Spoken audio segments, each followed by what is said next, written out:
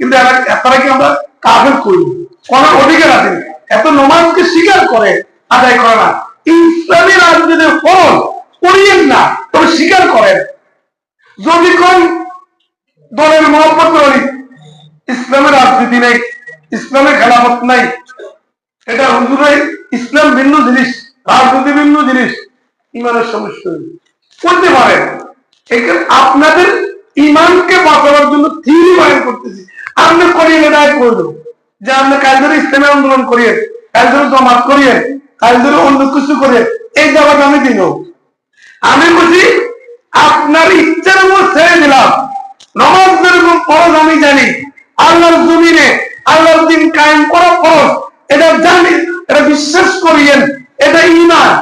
তবে আমল করবেন না করবেন এটা আপনার ইচ্ছা। নমাজ কিয়া বা ইসলামী রাজনীতি কিয়া এগুলো বলিয়ে ঈমান হারাইন না, এ থিওরিটা বয়ান করলাম, বাকি আপনাদের ইচ্ছার উপর ছেড়ে দিলাম।